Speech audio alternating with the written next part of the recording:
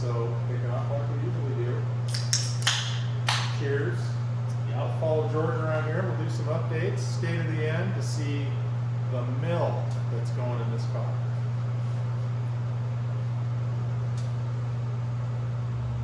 Well, first off, I want to give a little shout out to our buddy Kirk Hall and Tammy Hall. They are actually in Bakersfield right now running the Nova. Nice. This is the new Woodburn drag strip schedule. I just got it yesterday. And that Nova ran a personal best this morning. 869 on the brakes at 146 or Low something. mile per hour. Yeah, So, he was that was a good run. Yep. And round one. So good luck to Kirk. He normally goes over 150, and so yeah, he was on the brakes, and he won 007 light, and he won. Yes. So yeah. So and Kirk is married to Tammy, who owns the Chevelle. Anyway, so we wanted to give a little update on the Chevelle, where we're at, working our way around doing body work. Got the door and the quarter panel pretty well squared away, and had to source a different deck lid. Wasn't really happy with the other deck lid that was on the car, but I think I found a winner here, which is surprisingly, once again, a part I needed was right down the street, so Rush Strohmeyer hooked me up with that. I got another one from Cactus, but I think this one's going to be the winner. and there's a story behind the deck lid. Yeah, so this deck lid, actually, I used to own this deck lid. I don't know, it had to have been 15 years ago. I bought a 69 Chevelle SS 396 Hugger Orange car, and it needed everything. And when I bought the car, it came with a parts car, and this was on the parts car that I had parted out to put the other car together. And it's funny because the original color, that the mist green, is the same original color of this car. So, we'll just say it came with the car. Why not? But it's nice to find an original GM piece. It was a little bit beat up right here. Somebody knocked out the trunk lock, But no rust, right? What's that? Very little rust. No rust Yeah. so far. I'm gonna get it stripped and we'll know for sure. But it looks like there's no rust. So. Awesome. But yeah, straightened out the back panel. It was a little beat up. Got that straightened out and threw a little filler on there to straighten it out. And then yeah, just like I said, working my way around. Working the gaps. Yeah, the gaps are pretty nice on it. Actually, this trunk lid looks like it fits the car a little better than the original one, so I'm actually kind of happy about that. Yeah, just doing filler. Of course, we're getting rid of the vinyl top. So since they didn't get too carried away with the bodywork on the roofs of these things, it's a little bit it's less than desirable as far as what it went throughout the years, because it always had a vinyl top on it, so nobody ever paid attention to the roof of this car with all the paint jobs it had. So I'll have to straighten that out a little bit. But yeah, I'm really happy with it so far. The gaps are looking good. I took the front end back off so I could weld up the firewall, finish that up, and do my filler work on that from when I swapped it from an AC to heater car. And I think we showed that in a previous video. Yeah. We'll zoom in and look at the inside. Yeah. So there's the piece grafted in Yep. to delete the AC.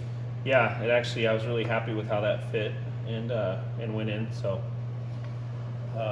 yeah, I got the glass kit for it that came from Auto City Glass.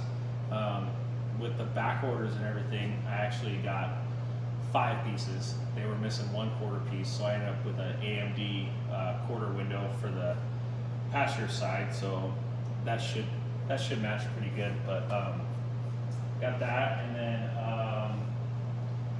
been just ordering parts. I got a bunch of engine parts in.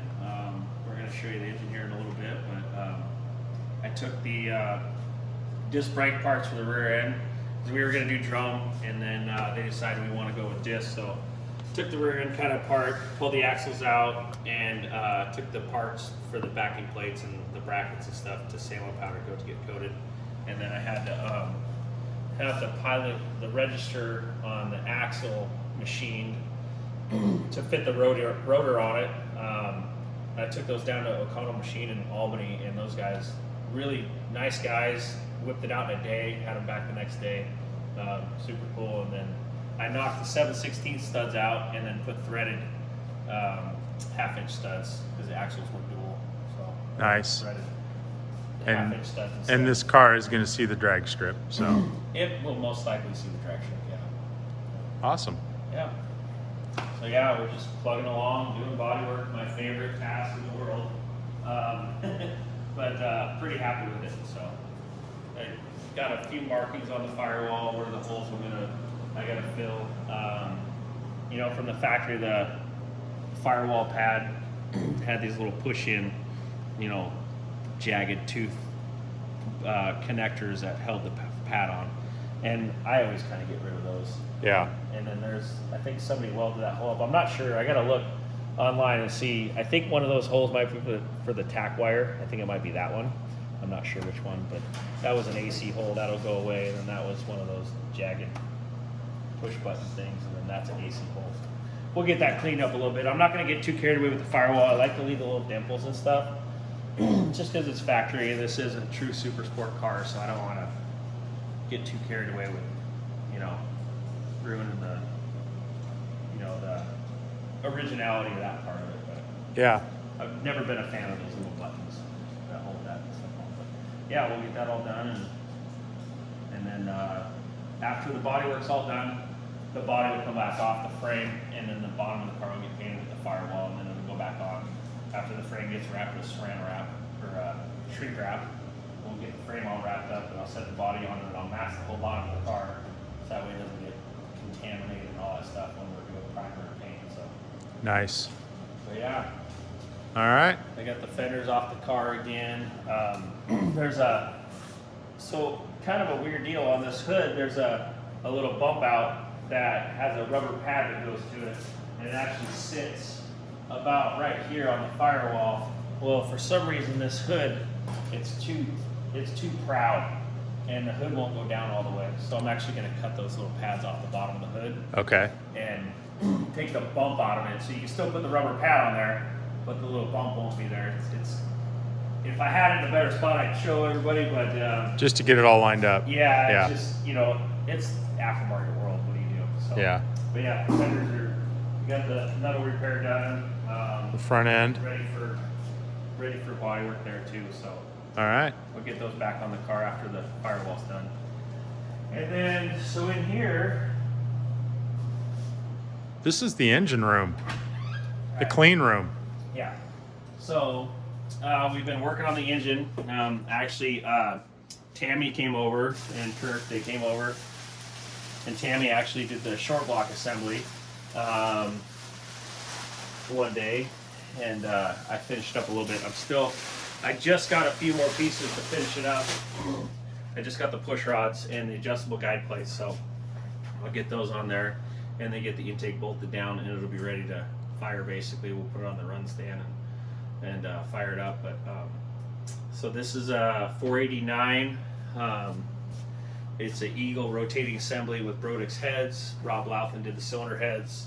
Hatch engine did the short block machine work, and then Tammy and myself did the assembly. So Valve yeah. covers and intake, powder coated. Yeah, so oil pan intake valve covers all got powder coated at Salem Powder Coat by Mike and Scott and Dakota.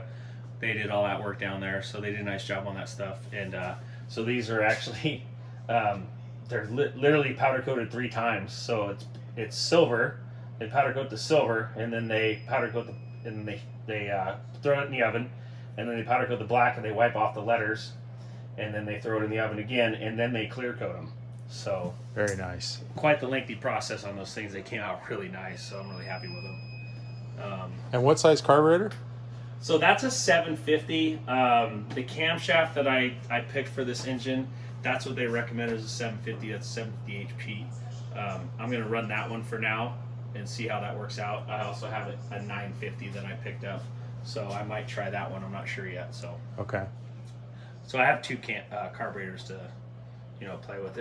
It's got full MSD ignition and all that stuff. So And it's a pump gas, right? it is a pump gas. It's like 10 2 to 1. So Yeah. it'll definitely run on pump gas on the street. So it'll be nice street combination. So Very cool. Lots Yeah. of torque. but that's our update. Just like I said, plugging away on the bodywork, and then, you know, when they get back from Bakersfield, they're gonna come by here, and we're gonna do a fire up on this thing. So that'll probably be the next video, is a fire up of the engine, and we'll run it and, you know, get to hear it finally. Excellent. Yeah. All right. I'm pretty stoked about that. I do have to get the transmission to Billy G, so that's on my list. Billy G, if you're Yep. watching. Yeah. Yep. So, All right, cool. Okay. We'll wrap it up there. Thanks, all right. George. Thank you. See y'all.